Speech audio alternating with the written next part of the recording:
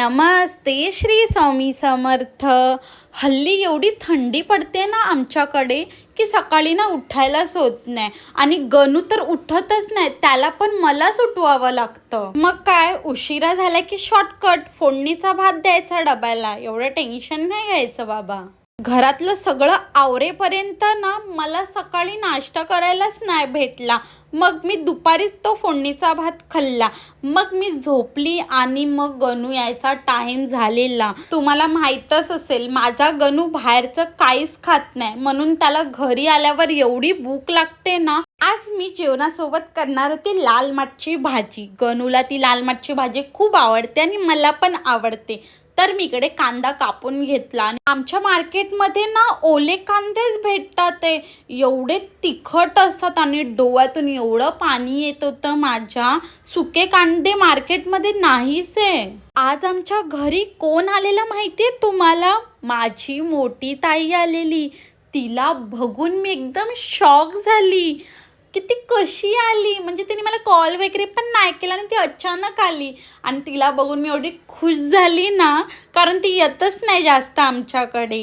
ती ताई ना माझ्या काकांची मुलगी आहे. ती आली ना की आम्ही रात्रभर बोलत असतो आणि ह्या टायमाला पण तसंच झालं. आम्ही एवढी गप्पा मारले ना. आता माझी भाजी पण होत आलेली आणि मी एका साईडला भात पण लावून घेतलेला. डाळ तर मी पहिलाच करून घेतलेली. आणि ताई येणार हे माहीत असलं असतं ना मला, तर मी चिकन किंवा मच्छी घेऊन आली असती. पण ताईने तर आम्हाला सरप्राईजच दिलं. पण तिच्या या सरप्राईजने आम्ही खूप खुश होतो. वर्ष झालं असेल तिला येऊन. मी गणूला लगेच कॉल केला की ताई आलीये, आता आपण काय मच्छी आणि चिकन आणू शकत नाही, तर तू येताना अंडी घेऊन ये. मी ताईला पोळा तरी करून देईल. मग गणूने अंडी घेऊन आला आणि मी ताईसाठी पोळा पण केला.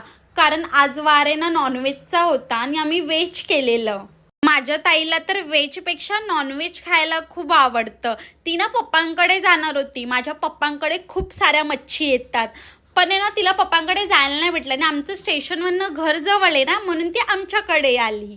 ही आहे आमची लाडकी ताई. ती आम्हाला खूप चांगलं करते आणि आम्हाला पण ती खूप आवडते.